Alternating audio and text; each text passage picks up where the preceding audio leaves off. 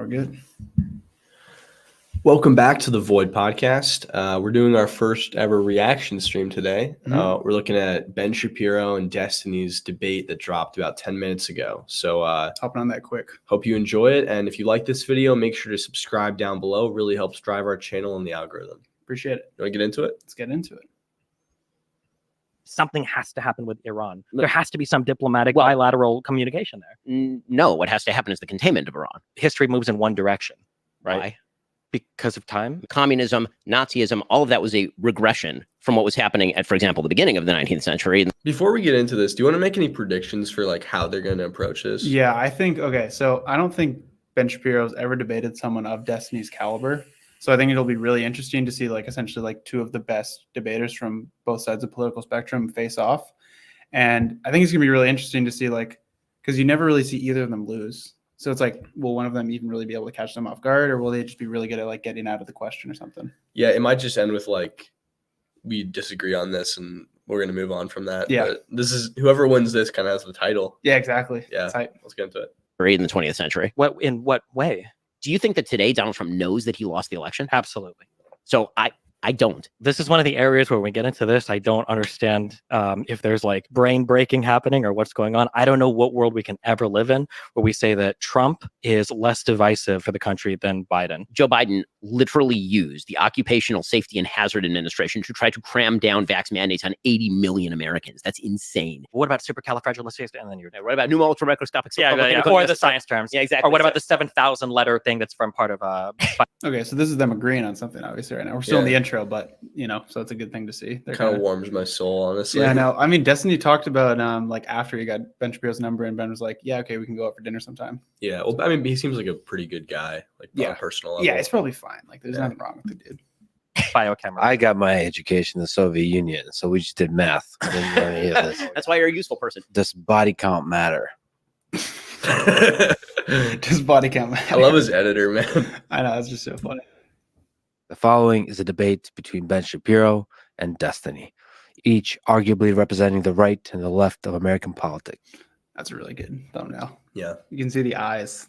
It's looking ready to go. Respectively. They are two of the most influential and skilled political debaters in the world. This debate has been a long time coming, for many years. It's about 2.5 hours, and we could have easily gone for many more. Doesn't he look like someone who would be like assigning you like missions and like Hitman? Yeah, for sure. Like And with the black background. Yeah. No, he's totally ready to go. It's weird. It's kind of odd to see like, because they obviously did that debate in a different room. So it's weird to see like the normal Lex Friedman interviews is like on this like black in this black area, and now it's like white. It's kind of jarring. Yeah. And I'm sure we will. It is only round one.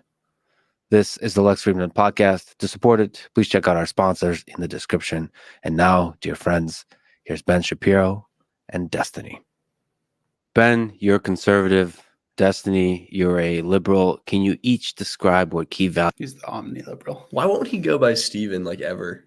No, he prefers to go by Steven. It's just like the alias Destiny means way more. It's like, oh, Ben Shapiro's debating Stephen Bunnell II. Yeah. Like no one really knows who that is. Yeah. Values underpin your philosophy on politics and maybe life in the context of this left-right political spectrum. You want to go first? Yeah. So I think that we have a huge country full of a lot of people, a lot of individual talents, I capabilities. disagree. And I think that the goal of government, broadly speaking, should be to try to ensure that everybody's able to achieve as much as possible. So on a liberal level, that usually means some people might need a little bit of a boost when it comes to things like education. They might need a little bit of a boost when it comes to providing certain necessities like housing or food or clothing. But broadly speaking, I mean, I'm still a liberal, not a communist or socialist. I don't believe in the, total command economy, total communist takeover of all of the, economy. But I think that broadly speaking, the government should kind of like kick in and help people when they need it. And that I don't know how he's really going to disagree with that. Like a lot of that is, those are all like pretty good things. Like unless you're a libertarian, you don't think the government should be doing those things. You think it's up to the job of like the community or the individual. Mm-hmm. But I mean, that sounds like a really great opening. government can and should be big. Not necessarily.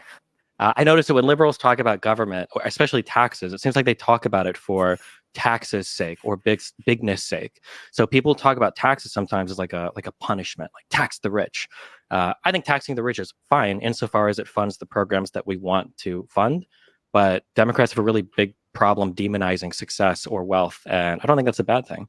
I don't think it's a bad thing to be wealthy, to be a He's definitely hedging as much as he can towards Ben's direction, so Ben can't levy any sort of like you're too far left takes against him. Yeah, he has to come for the social democracy argument. Exactly, because I think Ben knows all of the arguments against people who say like tax the rich, like we hate the rich, all of that stuff, and Destiny's not going to use any of those arguments. So that'll be hard to attack him on those fronts. Be a billionaire or whatever, as long as we're funding what we need to fund. Ben, he is hedging, but I don't think he doesn't believe it. Like I think he believes, but he could frame it differently in different ways. Yeah, I agree with that. what do you think it means to be a conservative? What's the philosophy that underlies your political view? So first of all, I'm glad that Destiny, you're already coming out as a Republican. That's exciting. I mean, we hold a lot in common in terms of. I guess it feels a little bit different. Like the Republican wave now is a lot less. Like establishment. It's such, but it's because it's not Republican anymore. It's just MAGA. Like on one hand, it's like okay, so anything right of communism is Republican, but also rhinos are socialists. Yeah. So anything left of Trump is woke. And that's why debates like this are really good because like they're both gonna give their legitimate opinions on these things. Like you're not fighting the straw man of socialism or straw man of like fascism or like anything else. Like you're gonna have to actually attack like the relatively based and like acceptable opinions. You're not able to fight like the insanes. The basic idea that people ought to have as much opportunity as possible, and also insofar as the government should do the minimum amount necessary to interfere in people's lives in order to pursue certain functions, particularly at the local level. So a lot of governmental discussions on a pragmatic level end up being discussions about where government ought to be involved, but also at what level government.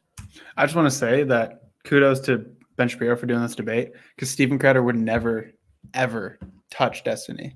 Like get his ass kicked. He would get destroyed. Like he ran away from Sam Cedar that one time. And Sam Cedar is not even close to Destiny's level. No.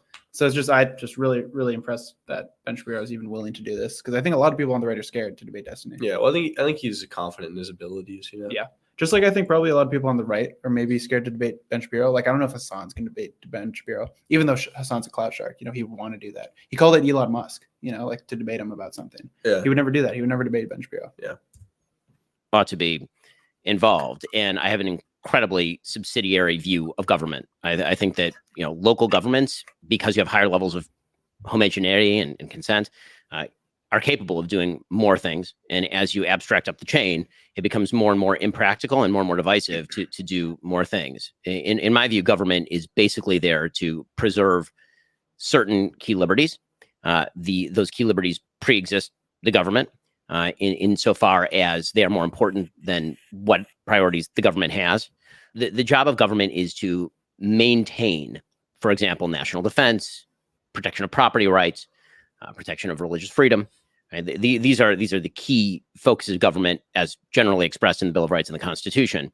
And I agree with the general philosophy of the Bill of Rights and the Constitution. Now, that doesn't mean, by the way, that you can't do more on a governmental level, again, as you get closer to the ground, which, by the way, is also embedded in the Constitution. People forget the Constitution was originally applied to the federal government, not to local and state governments.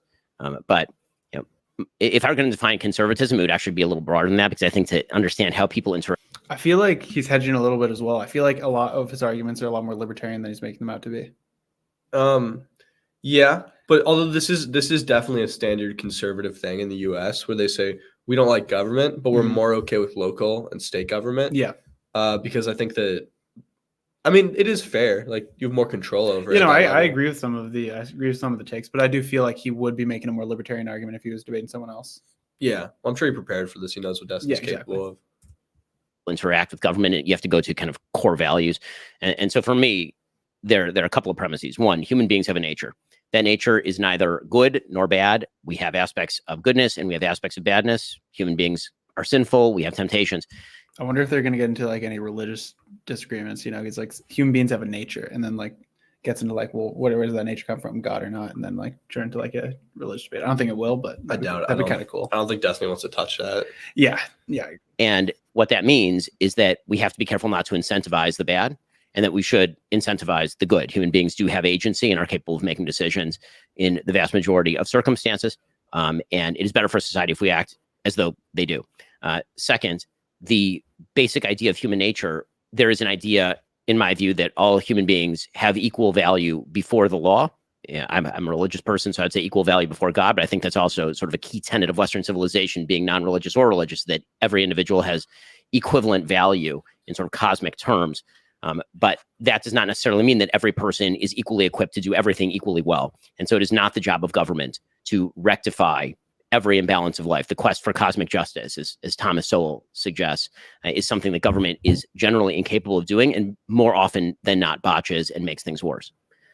So those are a few key tenets, and that tends to materialize in a variety of ways. The easiest way to sum that up would the traditional kind of three legs of the conservative stool, although now obviously there's a very fragmented conservative movement in the United States, would be a socially conservative view in which family is the chief institution of society, like the little platoons of society, as Edmund Burke suggested, in which free market and property rights are extraordinarily valuable and necessary, because every individual has the ability to be creative with their property and to. I wonder why it seems as if he probably cares more about like property rights, as he's put it, than like LGBTQ rights.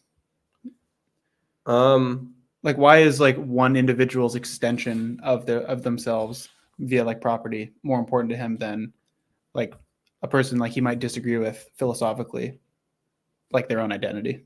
Yeah, I mean, I think it's probably religious in origin. I don't really know what his perspective is on LGBTQ stuff, because I know that he's shifted more over the last 10 years. Like, I don't know if I think he probably would be like a leave gay marriage up to the states type guy. But yeah, it's a good point. Yeah. To freely alienate that property. And finally, I tend toward a hawkish foreign policy that suggests that the world is not filled with wonderful people who all agree with us and think like us. And those people will pursue adversarial interests if we do not protect our own interests. Can I ask a question on that? I'm so curious. Sure. Okay. I'm excited for this conversation. This is the weirdest conundrum that Republicans have to square. Is like, we want small government, but we also support hyper-funding the most expensive part of government, which is the military. Yeah. It's like, you can't say both those things, you know? Yeah, I agree. Which is like, it's more broadly, like maybe not Ben Shapiro exactly, but a lot of these people aren't really principled. It's like you pick and choose what you want, you know, and like you can like move from that whenever you want. Like, people always talk about like principles and like you should have principles, even people who don't have any. And it feels like a lot of people don't really have any. It's like, if you believe in like smaller government, then you also have to believe in like a significant kind of like military. Which libertarians would, but conservatives don't. Exactly. Yeah. It's a little odd. Because I consider you to be really intelligent. But I feel like sometimes there are ways that conservatives talk about certain issues. I wonder if Destiny's actually secret. I mean, he's not secretly. He's a big Ben Shapiro fan, you know? Yeah. He's got a man crush. Yeah, no, it's pretty cool. Yeah.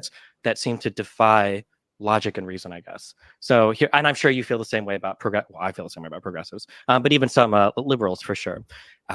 Before I ask this question, it's going to relate to education. We can agree, broadly speaking, that statistics are real and that not everybody could do everything. So for a grounded example, my life was pretty bad. I got into streaming and I turned my life around, and that was really cool, but I can't expect everybody to do what I did, right? Like everybody being able to join the NBA or to be like a streamer. Well, of course, everybody has different qualities, sure. Okay. So I used to be a lot more libertarian when I was 21. And one of the things that dramatically changed kind of my view on government manipulation of things in society came when it came time to deal with my son and the school that he went to. And one of the things that I noticed was when it came time to send my son to school. I wonder if he's going to talk about Ben's take on like how we help like underfunded schools. He always talks about like vouchers and get like the underfunded schools, like the people, the kids that go to those schools to get vouchers to go to different schools. Yeah. And I wonder if they're going to talk about like Ben Shapiro, if Destiny's going to make the take that we need to fund the underfunded schools. Like not everyone's going to be able to go to like these other really good schools. I think he's leading into that. Yeah. I could either do private education or I could do public. Personally, I did 12 years of Catholic private education. However, the public schools in Nebraska, depending on where you lived, were very, very, very good. And I opted for a certain district. I bought a house there. I moved there. And then my son was able to go to those schools. Yeah, like all of these, he's like getting into it. Like he was able to move there because of all the money he had. Like not everyone's able to do that, you know? Conservatives despise public education in the US. I don't know if you knew that. Yeah, no, I know. And it's because, like, number one, they want to cut the budget so they pay less taxes. Mhm. But also it's because they want private schools that are basically free of curriculum. So each district can be like, we're going to teach can our choose kids what they want to teach. crazy bullshit. And that's becoming even more popular now. Like Yeah. homeschooling like was like a foolish idea, like even like 5 years ago. And now I'm sure a bunch of conservatives are thinking about homeschooling because they believe their kids are being indoctrinated. Yeah, critical race theory is basically just a Trojan horse for like the 50-year project. Of Yeah, getting rid of public which is so school. weird because critical race theory isn't even taught until the university level. You know, like you can't learn critical race theory until you're either taking like a second year like philosophy like of crime course, and it's like a little bit of part of that. But then in law school, even further after university, like no one's talking about no one's teaching critical race theory to Yeah. elementary and high school kids. And he's been going through those schools, and the difference of availability of like technology, like these kids are taking home iPads in like first grade. They've got like huge computer labs and everything. Do you think that there is some type of, I don't want to say injustice or unfairness, because I'm not even looking at it that way, just pragmatically, that there might be children that are in certain schools that if they just had better funding or more access to technologies or things available to them, that those kids would become more productive members of society, that with like a little bit of a help, they could actually achieve more and do better for all of society? That's such a gorgeously framed question because there's no way It's- for him to disagree without sounding yeah. like an asshole. It's you know? true. No, I mean that's why I'm excited about the debate. You know, like Yeah. I feel like he's going to engage or he's going to ask really logical questions. Yeah. And it's like you can't get around it. Like it's almost It's like impossible. music. It's crazy. Like the only way for him to get around it is not answering the question and talking like a little bit about some other shit. yeah, he's either got to dodge or be an asshole. Yeah. So I think that on the list of priorities, when it comes to education, Mhm. the availability of technology is actually fairly low on the list of priorities. Sure. The Meaning two that things the- I've heard are food availability and I think air conditioning, I think are the two biggest ones that I hear, but sure. Well, I mean, the biggest thing in terms of education itself, not just the physical facilities that we're talking about, Mhm. would actually be two-parent family households, Sure. communities that have fathers in them is actually the number one decisive, Okay. Yeah, so right now he's not answering the question. Yeah, he's dodging. according to Roland Like Fryer. he's saying, okay, I'm not going to talk about the issue that you presented me with. I'm going to tell you what a bigger issue is. And he's just walking into a bigger track because Destiny's going to say, I totally agree with everything you're saying. Answer my fucking question. Yeah, exactly. And if it was like a more heated debate, Destiny would go play his piano and just go ask the question again. Yeah. And many studies done on this particular topic. Mhm. And the idea that money alone, that investment of resources is the top priority in schooling is belied by the fact that LAUSD, which is where I went to school when I was younger, Mhm. they pour an enormous amount of money into LAUSD. We're talking about tens of thousands of dollars very often per student, Mhm. and it does not result in better schooling outcomes. And so when you say, if we could give every kid an iPad, would you give every kid an iPad?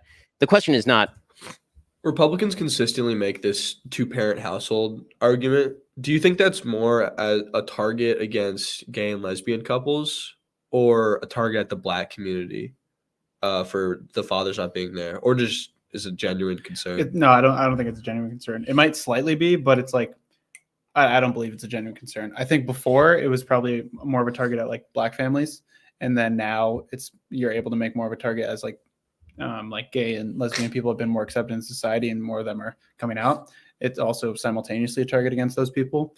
But yeah, I don't actually believe that they care about this. I think it's just like a way to say, okay, I don't actually care about funding education. I think that there's a bigger problem looming, and it's two-parent households. Yeah. There aren't enough of them. if I had a replicator machine from Star Trek, would I give everybody an enormous amount of stuff? Sure, I would. Every resource is finite. Every resource is limited. And you have to prioritize what are the outcomes that you seek in terms of the means with which you are seeking them. And so, again, I think that the question is I quibble with the premise of the question. Yes. He's about I quibble with the premise of the question. He's not answering the question because he's saying, "Oh, I don't think it's a good question because I think there's things that we need to prioritize more." He's just not answering the question. Yeah. Which is that, again, the chief injustice when it comes to education on the list of injustices is lack of availability to technology, or that it's a funding problem. I just don't think that's the case. It's also such a bullshit dodge because it's like, if there's some 8-year-old in some shitty school district, what's easier to do? Legislate that kid's dad has to come back to the house, or buy him like a fucking computer?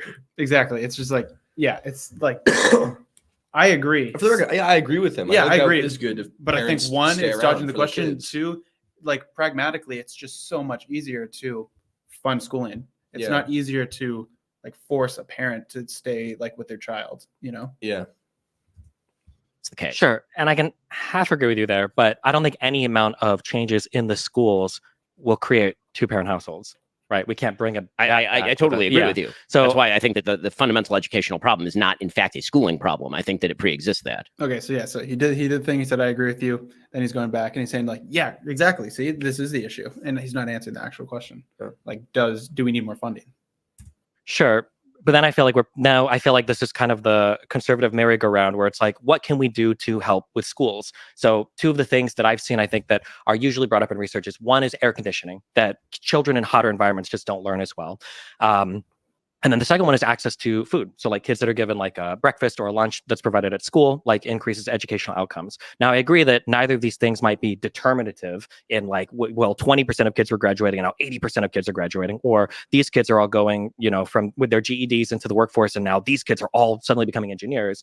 But in terms of where we can help, do you think there should be like some minimum threshold or minimum baseline of like, at the very least, every school should have a non-leaky gym, or every school should have, if children can't afford. So yeah, it's great. He's asking the question again. He's framing it differently, and I think he's not going to do the thing. Okay, well, you just rambled and we talk again. He's going to ask.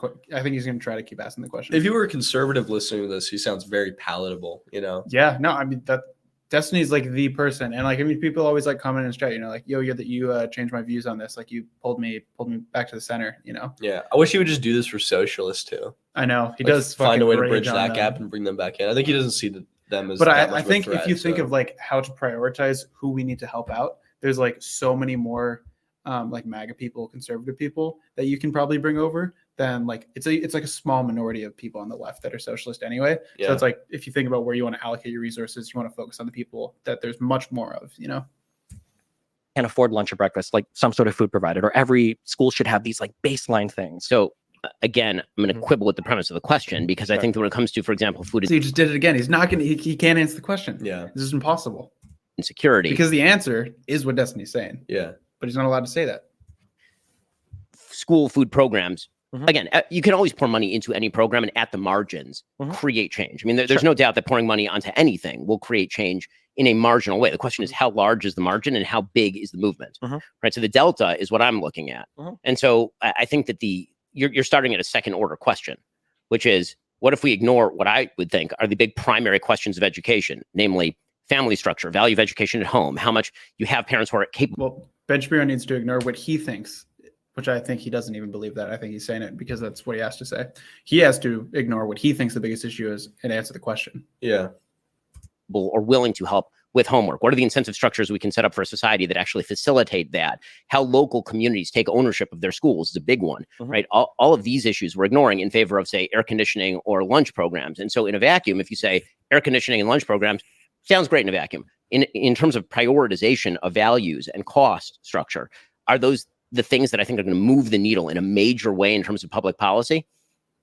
I do not. And in fact, I think that many of them end up being disproportionate wastes of money. I mean, I've talked before pretty controversially about the fact that an enormous amount of school lunch programs are thrown out.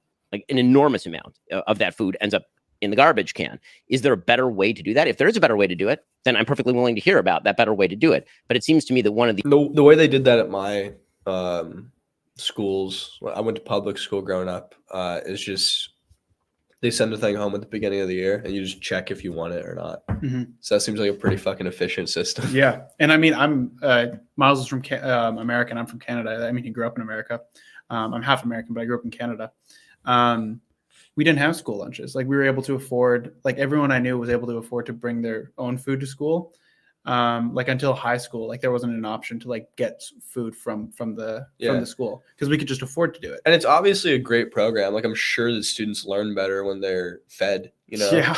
No Like, shit. Yeah. Yeah. Would you rather be fed or would you rather have like what do you think is either to feed someone or like to force, once again, like a parent to stay in the house? And some schools have like third meals, even like they'll have like after school programs and they'll give like a snack after that. And it's like, that's actually good to like, if you're in an impoverished, shitty community and you're worried about these kids growing up to be like unproductive members of society, getting them in like after school programs, getting them fed, getting them in a safe environment. That's all positive. That's crazy that he doesn't think that's significant. I know. And he probably does. He just can't admit that it's significant because Yeah. then that mean like, okay, I agree that government actually has to spend more money on And that. me and you and Destiny are probably fully willing to say, yeah, of course it's better if your parents stick around for you. Yeah. It's just like, how can you legislate that? Yeah. And one, I disagree with Ben Shapiro thinking that that's a larger issue than the amount of funding that schools get. And two, I think it's easier to fix that anyway. So it's like he's talking about something that doesn't matter as much and something that's harder to fix. Yeah. You know? One of the big flaws in the way that many people of the left approach government is, what if we hit every gnat with a hammer? And that's not even what he's saying. He's not saying like fix every single thing that we can possibly with money. He's saying like, let's fix some basic things. Let's get these people some computers. Let's fix the air conditioning. Let's get them food. You know, like that isn't like hitting every gnat with a hammer. I just disagree with this premise. Yeah. My question is, what if Debate term, he's straw manning the argument. Yes. the gnat isn't even the problem? What if there is a much bigger substructure problem that needs to be solved in order to, if you're shifting deck chairs on the Titanic, sure, you can make the Titanic slightly more balanced because the deck chairs are slightly better oriented. But the real question is the water that's gaping into the Titanic, right? Yeah. And he thinks that the water that's gaping in is that there aren't enough two-parent households. Yeah. It's just such a stupid argument. And I agree with you 100%. But again, I feel like we're on the conservative merry-go-round then of never wanting to address That's not a conservative merry-go-round. I can give you 10 ways. Well, sure. But so like here would be the merry-go-round. I would say that like there's a minimum funding for schools that I think would help children. And then we go, well, the thing that would help them the most is two-parent households. And I go, okay, well, two-parent households actually aren't the problem. The issue is access to things like birth controls, that people don't have children early on. And it's like, but the issue isn't actually birth control. The issue is actually you need a certain amount of money to move out early and to get married and then to have a two-parent household. So it's actually like economic opportunity. No. Well, it's not. No, just two-parent households. Dude, I fucking love like, dude. Look at him just pondering. Just he doesn't even want to moderate. He just wants to chill. I think he's just having a good time watching two people he thinks are the best debaters in the world. He's my favorite. He's so unbiased, man. I know, he's fucking awesome. Just good point. Yeah. The conservative merry-go-round. Why did they even cut to him? Because he's not going to be a part of it at all. They should have done Destiny and him on the other side. But I guess moderating should have been doing it in the middle. What's this down here? It looks like it's like a sentence, and then he's got like option. Is it like a dialogue tree? Dude, if Ben says this, because he's a computer, so he's like, then I ask this. Pretty sick. I need to do this. It's like there's this guy. I think it's fake on Instagram, or that's where I saw him at least. That does like he has like apparently such bad social anxiety that he needs like a dialogue tree to be able to order food. Yeah. And it's like, okay, order a Big Mac, flips down if they say yes or no. And it's like, it's just embarrassing. Like you're when you're doing it for views, and two, it's just like if your social anxiety is that bad, just shut the fuck up. The best part about this conversation is everyone has autism. Exactly. Yeah. But like what are the precursors? Don't fuck people before you're married and have babies. Sure. Done. That's great. We can say that and try to fight against, however many hundreds of thousands of years of human evolution, but people will have sex and people will make babies. And then they used to get married. The vast majority. Kind of reminds me of the Scott Burns podcast that we did. We was on the other side and he was talking a lot. And like every now and then we had to cut to us just reacting so we could like keep it chopped up. Yeah. You know? It's kind of like that. People in this country with kids used to be married. The vast majority of people with kids in this country now are not married increasingly. That is obviously a societal change. Even under the way he's phrasing that, not married doesn't mean there aren't two parents in the household.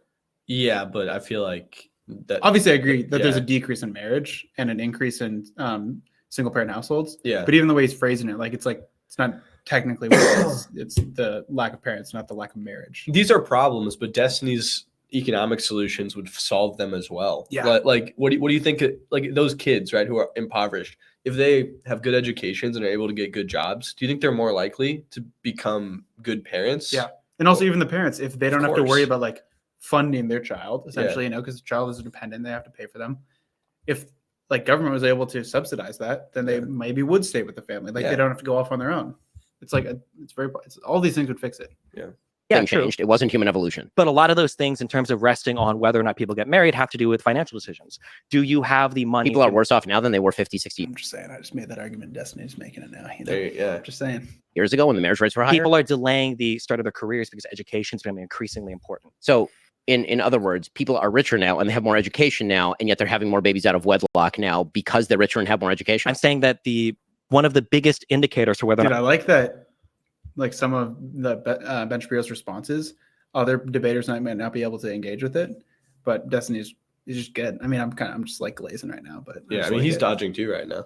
Yeah, Because that Sure. sounded good. Yeah, no. Somebody's willing to get married is how much money both people are making if they can move out of their household. People don't tend to want to get married at 22 when they've just finished college, when they don't have the money to move out and they can't afford a house. Because we have changed the moral status of marriage. And I also I think all of these things are a good thing. I think that you don't need to have a child at 22. Like you're probably not mature enough and you probably don't have enough money yet. That's probably a good thing that people are waiting, and they're also pursuing education. It's better for the economy. It's better for future growth of your country. I think all of those are really good things. But I do agree that there is an issue with I don't agree with having a baby out of wedlock being an issue, but I do think that we've gone a little bit far, and we should still go back to kids are still important, work till they're 30 and then start having a family. I think it's everyone's choice to have a kid or not, or to engage in premarital sex or not. But I think if you have a kid, if you get pregnant, that is now your responsibility. Totally agree. For the man and woman. Yeah. Marriage in the culture, meaning that everyone, poor, rich. Also, just caveat, we do believe in pro-choice, though. If you want to abort the child, that's okay. Up to 20 Okay, weeks. not the child. I loaded that. If you want to abort the cluster of cells. And in between used to get married. That is, by the way, a huge percentage of marriages in the United States used to be what they would call shotgun marriages, meaning that somebody knocked somebody up, and because they did not want the baby to be born outside of a two-parent household, they would then get married.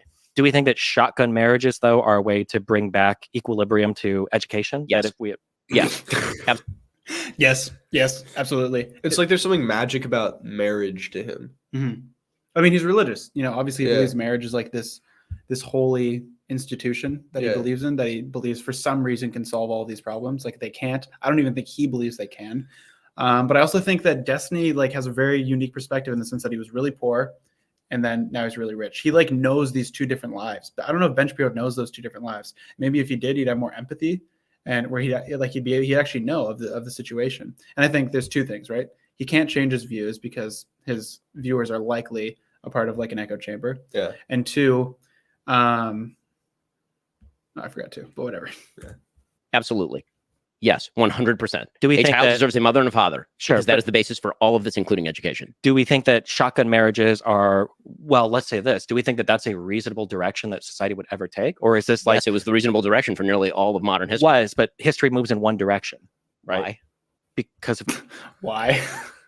time. I mean, people don't think that's such in what way is that? And I don't think we've ever regressed yes, social standards back to oh, well, let's go 100 years back and do things that, used to exist before. I That's think weird. things The entire left right now is arguing that we regress social standards by rejecting Roe versus Wade. So that's obviously not true.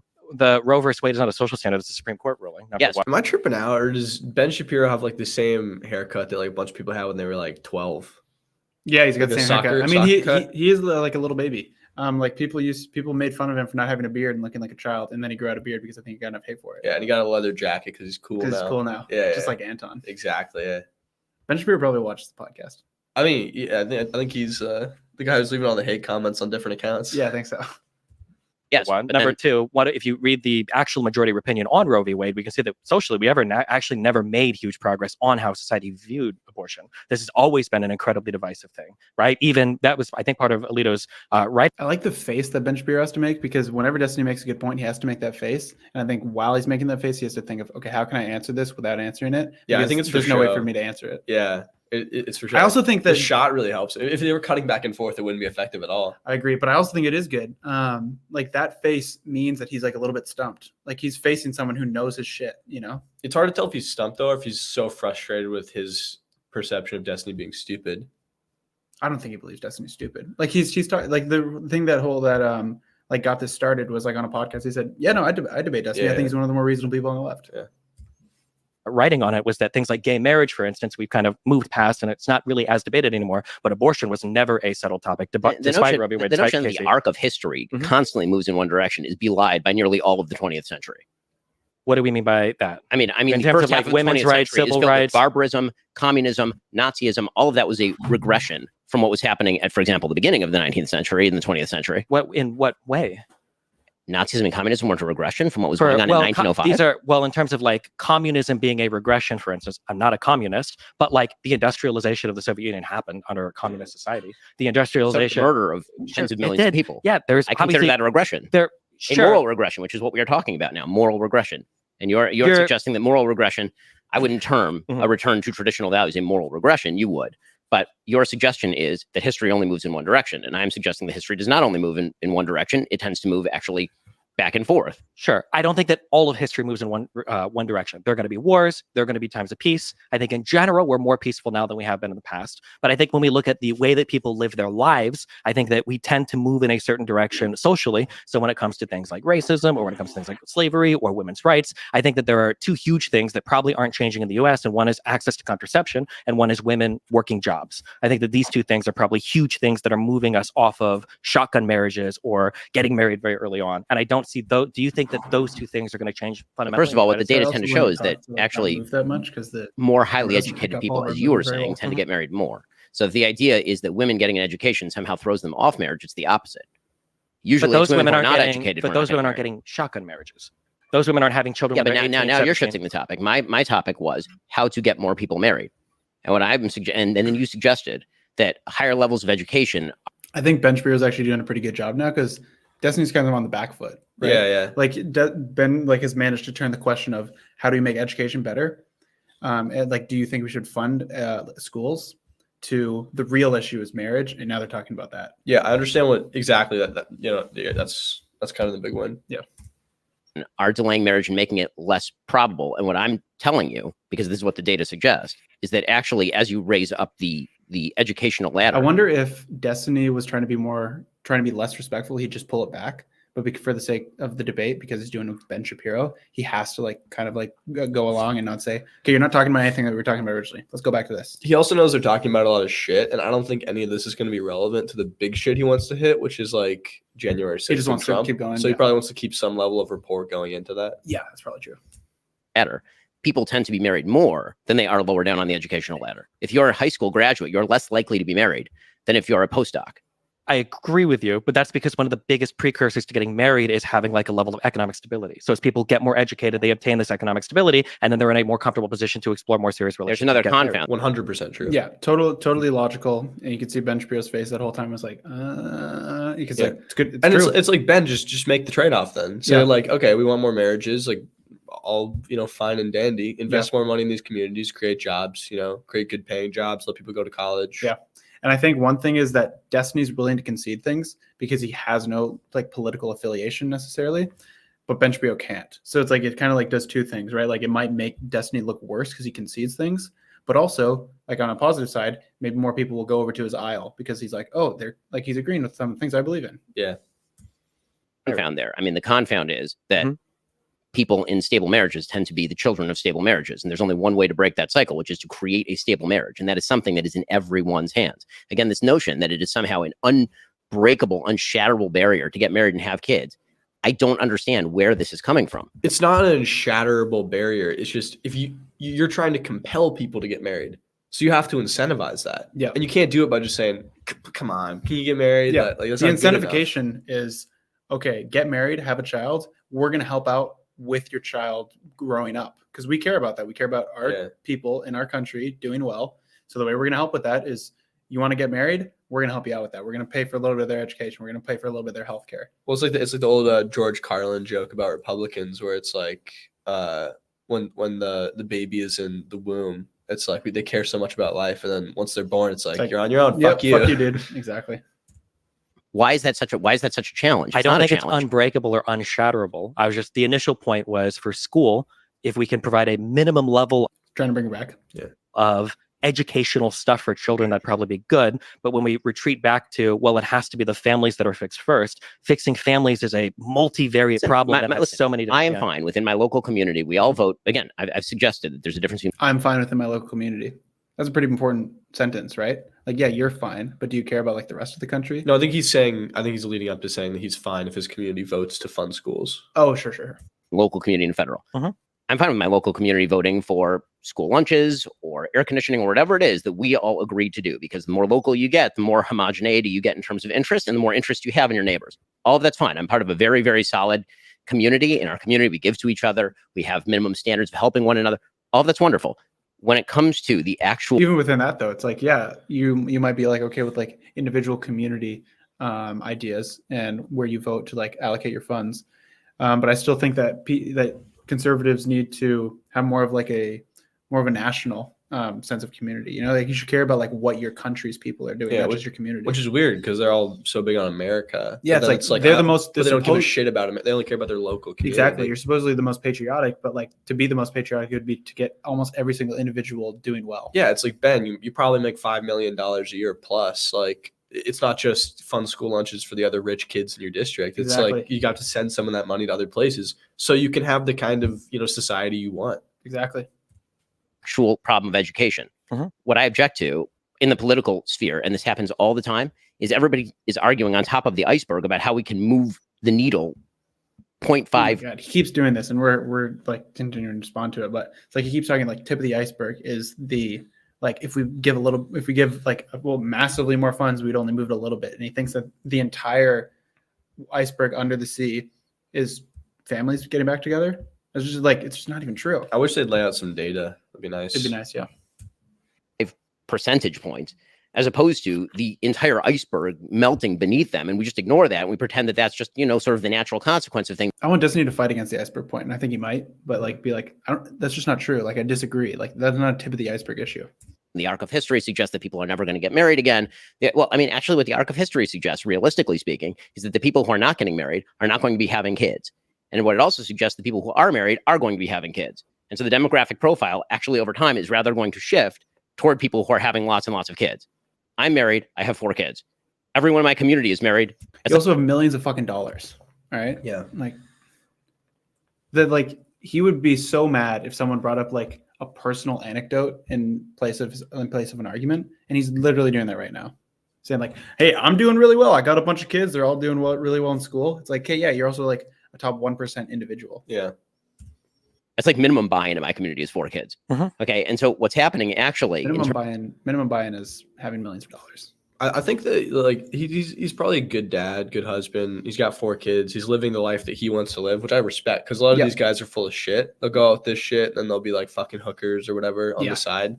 But just because you're living the best life for you doesn't mean you should impose that on everyone else. Yeah, I agree. in terms of demographics is Obviously advocate for it, but yeah, impose, I disagree. Yeah. that the people And who are more religious and Destiny has to make him own that. What is your strategy Exactly. for getting people to get married? Because it's not going to sound good, whatever it is. Yeah, I'm like, yeah, it's just forced marriage once you have a child. Yeah. getting married are having more kids. And so if you're talking about the arc of history shifting toward marriage, I Yeah, would like even under this boogeyman of issues that he claims there are, the solution isn't even like a real solution. Like you can and that's the way he's doing it. He's like saying like your issue might have a solution, but it's so small it doesn't matter. Your issue that you think is so big doesn't even have a solution. Yeah. would suggest that actually demographically over time, long periods of time, not over one generation, over long periods of time, the only cure for low birth rate is going to be the people who get married and have lots of kids. Yeah, I don't necessarily disagree with any of that, but I'm just saying that, again, I know you're upset when I bring up the term merry-go-round. I think that there are good conversations to be had about people getting married because stable families produce stable children that are less likely to commit crime, that are more likely to go to school, that are more likely to be productive members of society, et cetera, et cetera. I'm not going to disagree with you on any of that. All of that is true. It's just frustrating that sometimes when you bring up any problem, all of it will circle back to other things that makes it seem like we can't make any progress in any area without like fixing In something. what way? I mean, I literally just told you that on the local level, I'm fine for people voting for air Yeah, but He didn't give a solution though. So, for instance, on the local level, so for school funding is done, I think, generally per district. So what do you do when you have poor districts that can't afford air conditioner for their schools? I mean, the idea there would be that presumably if the society, meaning the state, and I generally don't mean the federal state, I mean like the state of California, for example, decides that everybody ought to have air conditioning, people will vote for air conditioning, and that's perfectly legal. And I don't think there's anything morally objectionable about that per se. Cool. I also don't think that that's going to heal anything remotely like the central problem. Sure, and I think that what tends to happen in terms of government is people love arguing about the problems that can be solved by opening a wallet, and nobody likes to solve a problem by, closing their sex life to one person, for example. He can never in this debate ever say that he's a libertarian or that he's opposed to anything Destiny's saying because it's authoritarian. Yeah. Because what Destiny's saying is slightly higher taxes to fund social programs.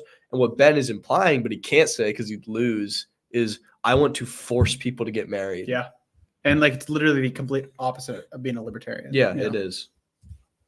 Or having kids within a stable religious community, like the things that actually build society. I'm fine with arguing about each of these policies. And whether we apply them or not is a matter generally of pragmatism, not morality. It's a matter of incentive structures, not per se morality. Because incentive structures do have moral underpinnings. There's such a thing as, for example, if you're going to use a welfare program, you have to decide how effective it is, to what crowd it applies, where the cutoffs are. Does it disincentivize work? Does it not?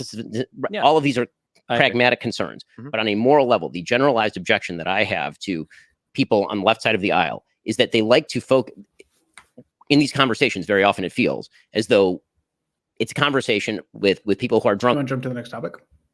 Sure. Or no? I mean, we got 2 minutes left of this, and on Trump v. Biden. Okay. Searching under the lamp for their keys. The problems they want to look at are the problems that are solvable by government. You're worried about and then all the problems they don't want to look at, which are the things. actual I'm giant scrolling. All right. You can click on this. No, I can't. You gotta tell me. You gotta do it. I can't see it. Great. Actually, this is what we used to hash out in legislatures before they turned into platforms for people grandstanding. But yes. Sure. Okay. Yeah. As we descend from the heavens of philosophical discussion of conservatism and liberalism, let's go to the pragmatic muck of politics. To be clear, it's liberalism and authoritarianism, just masked as libertarianism. Yeah, and he might own that to some extent, but I feel like he dances around the libertarian thing a lot, and it's just bullshit. Yeah, it's just like really convenient for him because there's probably a lot of most libertarians are conservative. If anyone calls himself a conservative libertarian, it just means I want lower taxes and guns and everything else. I'm an authoritarian. Exactly. Yeah. Politics. Trump versus Biden. Between the two of them, who? Damn, between the goat and a criminal? That's how You're such a Biden fan. Man. No, I It's love so Biden. pathetic. No, you like Biden too. You just can't because They should be Trump. You want to Biden, keep RFK. you want to keep some of our viewers on our side, but you like Biden. I like his. I agree with the clip he just made. Yeah, no, that clip was really good. Yeah. Don't vote for Biden. Vote for his record. Exactly. Yeah. I actually want that. I want to send that to All Destiny. right, See if let's he see what Ben. Who was in their first term the better president, and thus who should win if the two of them are in fact our choices, should win a second term in 2024. Ben?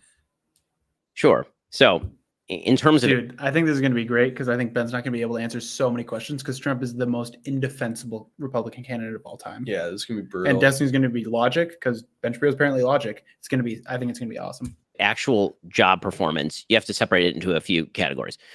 In terms of, And I think for this, he's going to like really try to dive into the nuance. Say it's super nuanced. Like, got to talk about this. I don't know if he actually believes the election was stolen. I think people around him are telling it. Like, it's going to be treat Trump like a child. That's going to be the argument. Look at his face right now. Like, you know what that face is? What?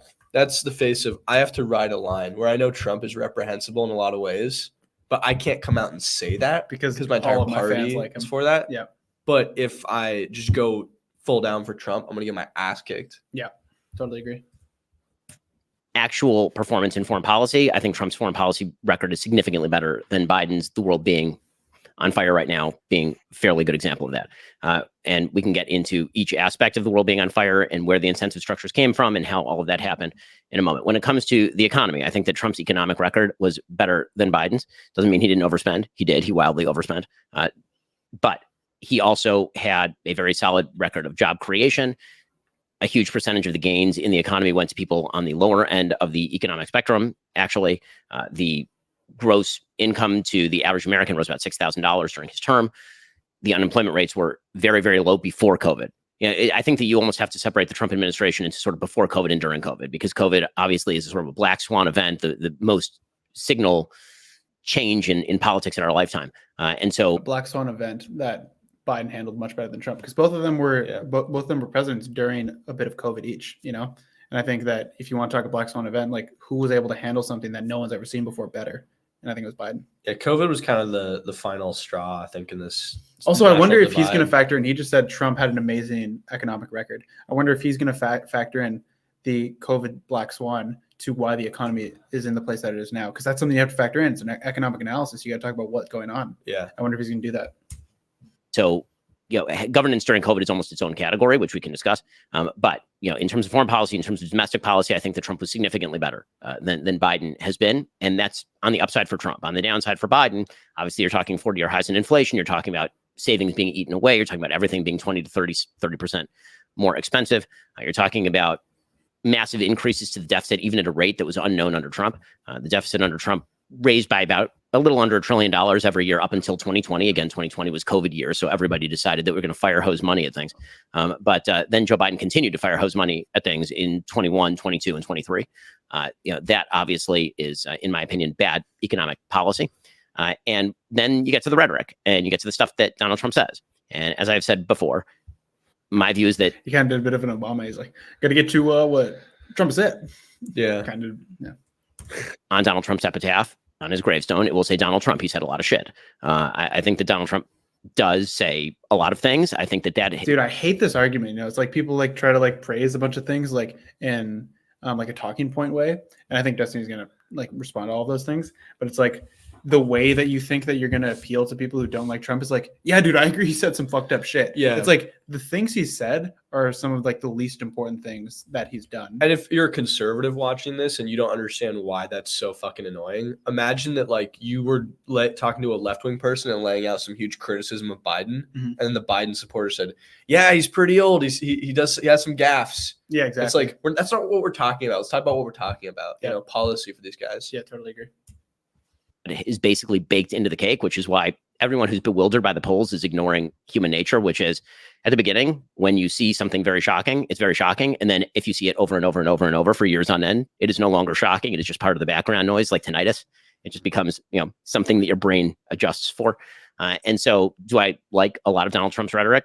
No, and I never have. Do I think that that is dispositive as to his presidency? No, I do not. When it comes to Biden, again, I think he's underperforming economically. I think that his foreign policy has been really a problem. Even the things I think he's done right are, I think, band-aids for things that he created by doing wrong. And when it comes to his own rhetoric, you can argue that it's grading on a curve because Trump was coming in with such wild rhetoric that just the maintenance of that wild rhetoric doesn't really change, again, the baseline. For Biden, he came in the same way that Obama did, on the sort of soaring rhetoric of American unity. I'm the president for all. Like Trump came in, he's like, listen, I'm the president for what I am. And, I'm going to say the things I want to say. I'm beyond the toilet and I'm tweeting. We're like, okay, so that's what it is. With Biden, he came in with, I'm a president for all Americans. I'm trying to unify everybody. And that pretty quickly broke down into a lot of oppositional language about his political opponents, in particular, an attempt to lump in, for example, huge swaths of the conservative movement with the people. I don't know how he's making an argument right now that Biden's rhetoric shifted immensely to like something horrible. Like he did say he's a president for all Americans, and that's good. But like when he says like he's bringing in like this swath of like MAGA voters to make conservatives or Republicans look bad. Yeah. When like 60% of your party is MAGA, then I think the criticism is pretty valid. I guarantee he's going to reference. He loves referencing this Biden Independence Hall speech. Mm-hmm. Just watch for it. I know he's going to say it. People who participated, for example, in January 6th or who are fans of January 6th. The sort of lumping in of everybody into MAGA Republicans who wasn't personally signed on to an infrastructure bill with him. That sort of stuff, I think, has been truly terrible. I thought his Philadelphia speech was truly terrible. And again, I think that you do have the problem of he is no longer capable of, certainly rhetorically, unifying the country when every speech from him feels like watching Nick Wallenda walk across a volcano on a tightrope. And we totally agree with that. I don't know who the fuck that guy is. No, but like we agree, like seeing Biden talk really fucking sucks for the party. And that like goes back to if you haven't seen, there's clips on our channel of us talking about like, yeah, we agree, Biden's old. But like we said before, don't vote for him, vote for his record. Like it doesn't matter if he's this old guy. Because like even if you think like that's a terrible thing, and you think if you agree, do you think Trump's younger and less senile? He did a worse job than this old senile guy anyway. Yeah, you shouldn't. If you're a Trump voter, don't care about his rhetoric. The way that they don't. And if you're a Biden voter, don't let the fact that his mind is melting keep you up at night. It's exactly. Like, what are they going to do in office? What are they going to sign? How's it going to affect your life? Just look at that. It really is like you're just sort of waiting for him to follow. I mean, it's sad to say. I mean, the other day he was speaking for what was in effect his campaign kickoff, and this is in Valley Forge, and I mean, Jill rushed up there like off the as soon as he was done. Jill rushed up there, like she'd been shot out of a cannon to come and try and guide him away so he didn't become the Shane Gillis Roomba. And that's not really Also, if any of you guys think we're like these socialists and we hate Ben Shapiro because he's like a Republican or something, I think that Shane Gillis Netflix special was really funny. I think it's also really funny to make fun of Biden for his age. It's very funny. I agree. Yeah. Like We can like agree on. I don't really things. like Shane Gillis though. Really? Why not? I don't think he's funny. I think he's had like plenty of funny moments. Yeah, sure. Some of his sketches have been pretty good. Just his stand up. I liked his special. I've only seen his special. I mean, I've seen clips of other stuff related to that, but I thought his special was really good. Fair enough, but yeah, that's not the point. Let's put it this way: it does not quiet the soul to watch Joe Biden rhetorically. Again, it's a different problem than Trump's problem, but that's my analysis. This is one of the areas where when we get into this, I don't understand if there's like brain breaking happening or what's going on. Yes, I mean, he's just going to get into it. Like a lot of what you're saying doesn't even make any sense. I don't know what world we can ever live in where we say that Trump is less divisive for the country than Biden. I think it is so patently obvious. Trump is so divisive. Like, not only does Trump make an enemy out of every person in the opposition party, he makes an enemy out of his own party and every single person around him. Like, we all watched him bully, Jeff Sessions. We all watched. This is going to be amazing to see Ben Shapiro try to defend Trump. Yeah. It's so hard to do. I think he's probably just going to own all of this and say, look at the economic outcomes under his presidency.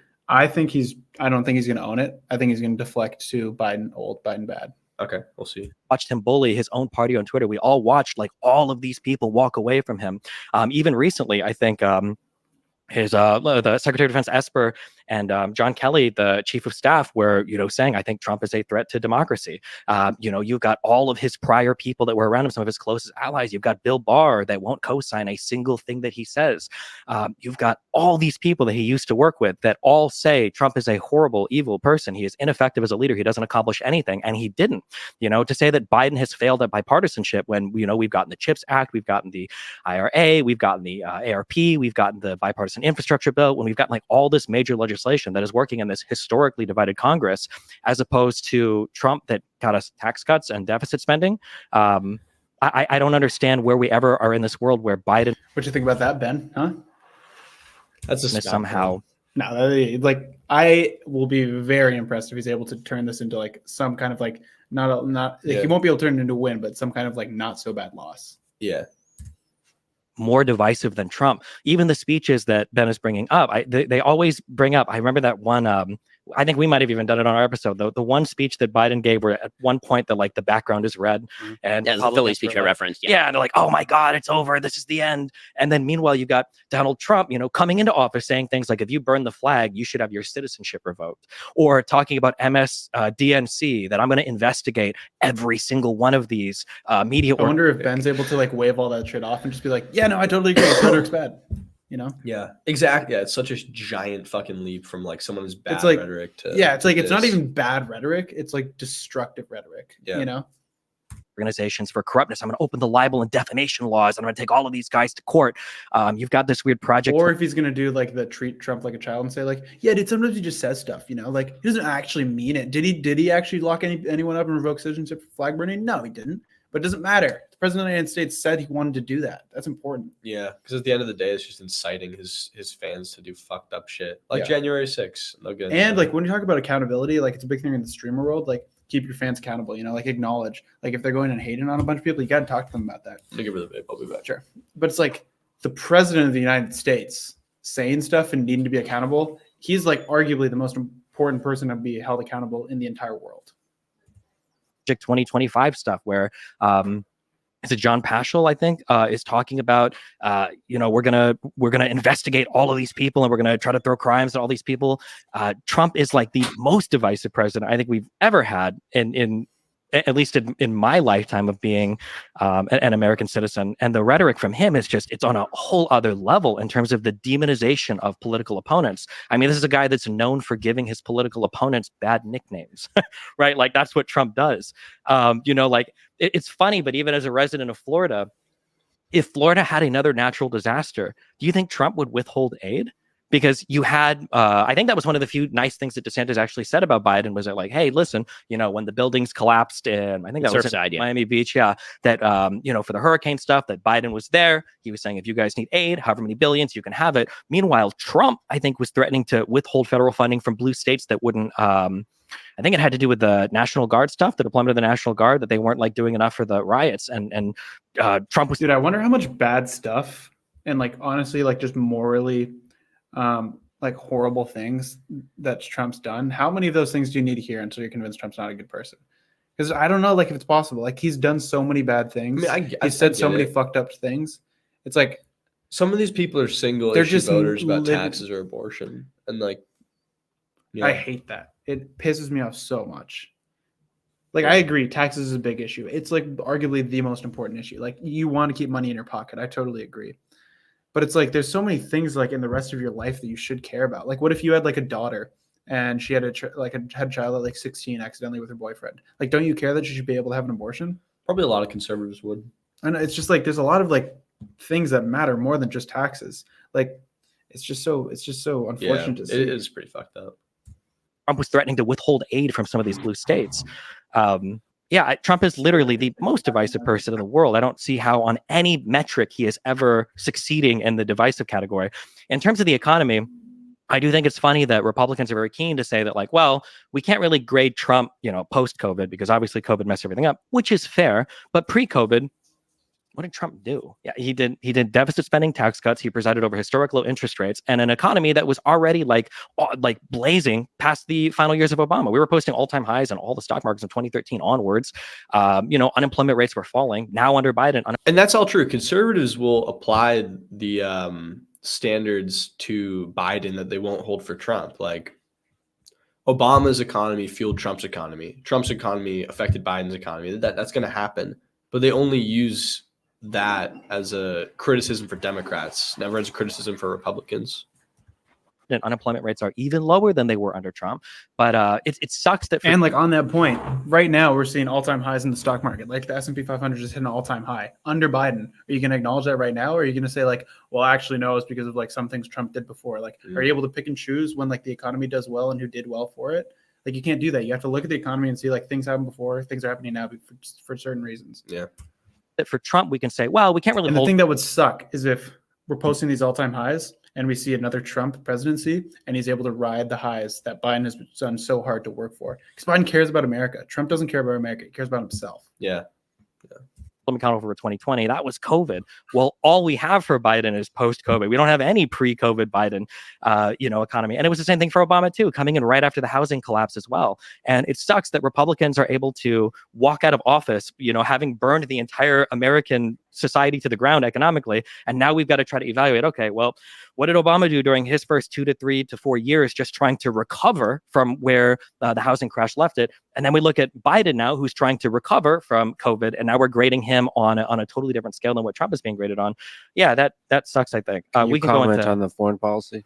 On the foreign policy, I'm going to be honest, I am very liberal. I'm very not progressive. I'll probably come off as more hawkish than others because I'm not a big fan of this. Which also, if Ben agrees, like I think people like Trump are going to be the most dovish, isolationist people ever. They don't want to do anything internationally. They just want to, protect America, be at home, protect our economy, don't do anything internationally. I didn't anticipate that wedge coming in, but it's a good point because like neither one of these guys are isolationist to any extent, and Trump is. Yeah, Trump is the isolationist, like keep things in good for America, which is kind of funny because like you'd think that the most isolationist president, like almost of all time, would care about how America's doing, and he wasn't one of the best isolationist presidents of all time. Like he didn't help America the most ever. Like he didn't help America, which is what an isolationist president should be doing. So it doesn't even make sense. Yeah.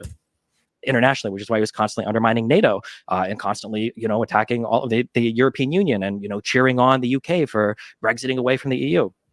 I think that being said, I think that Biden has done a phenomenal job when it comes to foreign policy. I think that the coalition building was so important for Ukraine, Russia, and I'm so happy that he decided to go to our European allies and our NATO allies and try to build a coalition of people to help Ukraine so that wasn't only the United States. Personally, especially after doing a whole bunch of research, I do tend to side with Israel over Palestine in a lot of the Israeli-Palestinian conflicts. I'm glad that Biden, while remaining a staunch defender of Israel, is trying to rein in some of the more aggressive posturing towards the Palestinians in the Gaza Strip. I'm proud that Biden said, hey, listen, we're going to delay some of these attacks. Hey, listen, we are going to allow humanitarian aid here. Hey, listen, we are going to try to, not kill as many Palestinian people down there, while still, signaling that he would be a staunch supporter of Israel in the conflict, assuming the civilian casualties don't go too high. For foreign policy, blemishes. I mean, the biggest one you can give to Biden is Afghanistan and the pull out there. But man, are we going to talk about, the Inspector General report that says that one of the biggest reasons why the Afghanistan pullout was so disastrous was because of the Doha Accords, where Donald Trump headed talks that didn't even include the Afghanistan army? I mean, like, these were disasters. But like when Biden took office, we had 2,500 troops left in Afghanistan. Like, what was the options even afforded to Biden at that point? Obviously, you've got the abandonment of the Kurds in northern Syria, for the Turkish armies to lay waste to. I can talk about Iran and North Korea, although I'm not sure where You want to jump to January Ben would 6th? land on those. But Good yeah, to that's jump broadly. Yeah, Well, that's a lot from both. There's You a lot, you yeah. want to pick Some at something materials where I you want. disagree with here? Well, I mean, there's a lot. So, I mean, so Okay, so we're going to jump to Israel-Palestine for the sake of our computer storage on some huge channel. Yeah. I want to ask a few. The pudding. Before we go to Ukraine, can I ask about Israel? So you're both mostly in agreement, but what is I don't know Israel? if I'd say that. But. Okay, but as I'm learning, what is Israel doing right? What is Israel doing wrong in this very specific current war in Gaza? I mean, Actually, I don't know how interesting Israel-Palestine is going to be because I think, All right, we'll do Jan 6. yeah, I just for the sake of time, I'll watch all this later, but Yeah, no, I'm going to watch it later. I just for the sake of the Yeah. I just for the sake of the reaction. One Yeah, of jumping in, the Jen. big issues Jumping to January 6th. in this presidential election is going to be January 6th. It's in the news now, and I think it's going to become bigger and bigger and bigger. So, question for Destiny first. Did Donald Trump incite an insurrection on January 6th, 2021? Absolutely. This is probably ignoring every other issue we've talked about, of which I think there are plenty that I would say disqualify Trump from holding office. I think that the conduct and the behavior leading up to and including January 6th, I think is wildly I wonder what Ben's going to say about this because obviously he thinks January 6th was a bad thing. He might not call it an insurrection. He might like deflect to BLM riots or whatever. But like, if you already agree that's a bad thing, why would you still support Trump being in office if it could just happen again in 2028? yeah. Like, you think it's a bad thing? You don't want it to happen again? What happens if he does it? It's the hardest thing to defend, I think, for Ben. indefensible. Because January 6th was anti-American. Yeah. You're supposedly an American, like patriot. How are you going to defend that? I am excited to see Ben try to the 3 to 4 stages. Because this time he doesn't have to debate Alex Jones about it. Just BLM, the MNR vaccines. Like you can't defend that now. Like Ben's Yeah. like a logical guy. How are you gonna fight it? Are the taking what My Alex Jones impression is so bad. Wait, what was it? I was just going like BLM riots, mRNA vaccines. They're turning the freaking frogs gay. Turning the freaking frogs gay. Yeah, that's good. It's better than me. I think any reasonable person would say knowingly false information about elections being rigged or ballot boxes being stuffed or Ruby Freeman, running ballots 3 times in Georgia, taking that knowingly false information and trying to call state secretaries and stuff to have them flip their electoral vote. That was horrible. The plot that Eastman hatched in order to have these like false slates of electors where all 7 states had citizens go in and falsely say that they were the duly elected electors that could submit votes to Congress. That was insane. That happened. Asking or begging Pence to accept these false states of electors initially, and then just say you should just throw it out completely and throw it to the House delegation, which was majority Republican. That was absolutely unbelievable. And then on the day of January 6th, trying to capitalize on the violence by him, Giuliani, and Eastman making phone calls to senators and congressmen saying, well, don't you think maybe you guys should delay the vote a little bit? Don't you think they're just really mad about the election? I think he said to McCarthy, they're more upset than you. And his utter dereliction of duty in not doing anything to stop the rioting that happened on January 6th because he was too busy taking advantage of it. I think all of these things are horrible. I look forward to seeing. January 6th is literally the best thing to attack Trump on because everyone's going to agree with it. Like conservatives have to agree with it. Liberals have to agree with it. Every single person who thinks that January 6th was a bad thing, an anti-American, anti-patriotic thing, has to agree with it. Like there's no other way you can defend it unless you're just like a full-on Trump supporter. You don't think it was an erection. You don't think anyone's getting shot. Like you think that that there was like an inside job. Like everyone has to agree with it.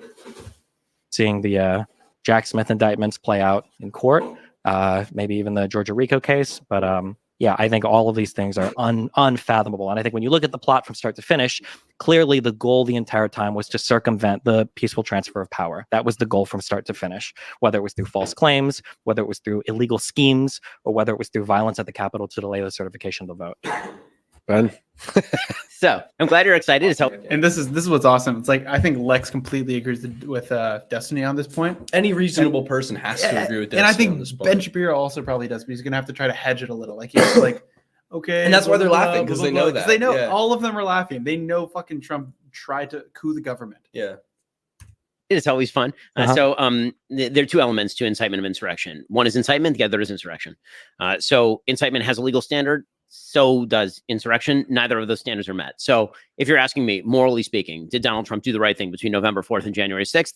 I said, I will continue to say, no, he did not. I think he was saying things that are false. Like I was saying this a little bit before, but like even like if this like kind of like straw man defense of like what actually happened, like even within that, those are all horrible things. You shouldn't want the president to be able to do that. Yeah, again. it's an attempted insurrection. Yeah. And even if even if you call it like just attempted, like it didn't meet these certain standards, and you think like between November 4th and January 6th, all these things were terrible, that's like plenty reason enough to not want him to be in office again. Yeah. With just factually false about his theories with regard to the election, Also, Trump wasn't born in America. about the election being stolen, about fraud. This is No, all it's not true. I'm just doing the Obama thing and now the Nikki Haley thing. Oh yeah. all adjudicated in court. He did not even bring many of the claims that he has brought publicly and all the rest of that. If we're talking about incitement of insurrection as a legal standard, it doesn't meet any of those standards. When it comes to incitement, it has to be incitement to immediate lawless action. That's the standard for incitement. And I'm very meticulous in how I use this because I happen to speak He's publicly meticulous in how he uses it, because if he's not, then like there's no argument you can make. Yeah. a lot. And that means there are lots of people who listen to me, which means some of those people are probably crazy. And some of them may go and do a crazy thing. Did I incite them? The media tends to use the word incitement very loosely with regard to this sort of stuff, in the same way that Bernie Sanders. Which is really nice because there isn't a loose incitement. Like there wasn't loose incitement Trump did. Yeah. He said, we're going to walk down to the Capitol and we're going to fight. He said, I'm going to be there with you. I actually agree with Shapiro that the media uses that term too loosely oftentimes. Like when Totally. a mass shooter does something and they're like, this guy liked this one tweet by whoever the fuck.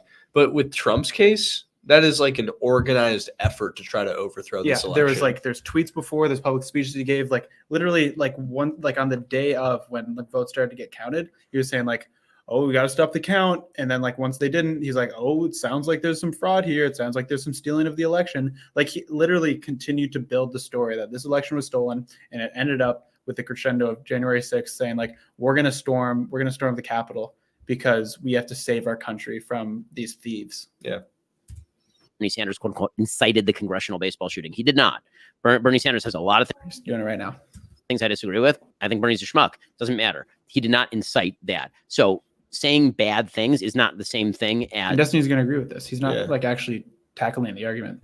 inciting violence. Inciting violence, the legal standard in the United States is, I want you to go punch that guy in the face. That's the Bernie Sanders incident and like other mass shooting things are totally different than the Trump thing. Because like that's saying somebody who was a fan of someone interpreted their rhetoric in a certain way. Yeah. But like in that case and in many other cases, no one said go do something. Trump did. Yeah. There's no interpretation unless you think that he was using, we're going to go fight in like this like ambiguous way, like the way that you're supposed to fight for like your vote. Like, you know, like we're going to fight against these Republican tyrants or something. It's like, yeah, unless you consider like, unless you choose what's literal and you choose what is figurative, it doesn't really matter. Yeah. Like what he did was an insurrection. Yeah. It's inciting. With regard to insurrection, typically in insurrection, and there are some descriptions in case law, though none in statutory law, as far as I'm aware, the typical description in case law is the replacement of one legitimate government of the United States with another by violent means. The notion that... But also I think Destiny agrees it was an attempted coup, attempted insurrection. He doesn't believe that these things happen. Do you think if they hadn't gotten Congress to a safe location, there would have been deaths? Yeah, probably. It's like it's mob think, you know, like they were breaking down windows. You even heard them say like, let's get this person. Like there were cops that no cops or agents died on that day, but cops killed themselves after that. Yeah. Like there were people that killed themselves because of the association to like the government, and like people like name dropping them and calling them out. And like they like were scared to leave their houses after that. Like people killed themselves because of it. Yeah. that Donald Trump coordinated any such insurrection. And I guarantee all of those people were Blue Lives Matter people. You just killed a bunch of blue lives. Like, what do you think about that? Does that not matter? Be lied by the FBI itself. The FBI put out a report in, I believe it was August of 2021, suggesting that there was no well-coordinated insurrectionist attempt coordinated by the White House. In fact, what you had was Donald Trump thrashing around like that weird alien in the movie Life. I don't know if you ever saw it with Jake Gyllenhaal, where he's like kind of thrashing up against this glass box, just an alien just thrashing up against the glass I box. love how he makes like the weirdest references to like shit no one's ever heard of. Yeah, no, I mean, I have seen it, Okay. but yeah, I agree. Like, a lot of them don't really connect well. That I think is more what you were seeing from November 4th to January 6th. And then again, the claim that January 6th itself was an insurrection. So virtually, I'm not aware that anyone was charged with actual insurrection. There were some people who were charged with seditious conspiracy. There are insurrection statutes that do exist. No one was charged under those particular statutes. There were some people who you could say informally had insurrectionist ideas. Those would be the people who wanted to hang Nancy Pelosi or kill Mike Pence. And those people are in jail right now. And the election went forward. The election was certified. Mike Pence presided over the certification. Mitch McConnell presided over the certification. Joe Biden has been the president for the last 3 years. So Donald Trump, by the way, was still president at that point. If he had actively wanted to do what other people who have actually launched coups have done, he would have theoretically called the National Guard not to put down the riot, but to actually depose the sitting government of the United States in the name of a specious legal theory. He did not do that. He did not attempt that. Nobody working for him did that. The most you can say, I think, about what everybody was doing is that, and I want to say everybody. We can talk about Trump because this is really about Trump. He used a phrase that Trump Way to stay on topic, Ben. Way to go. We're talking about Trump. Fucking talk about him then. was disseminating knowingly false information. The word that's carrying a lot of weight there is the word knowingly. So, dude, he knew what he was doing. Did you know that knowingly is an adverb? No. I mean, maybe I did. I don't even really know what an adverb is. Like, I wouldn't be able to define it. I know when to use it. They describe verbs. They usually end with ly. Okay. What's the issue with knowing what if it's an adverb or not? No, I appreciate that Lex threw that up. Oh, true. So, knowingly implies a knower. Do I think the information he was disseminating was false? Yes.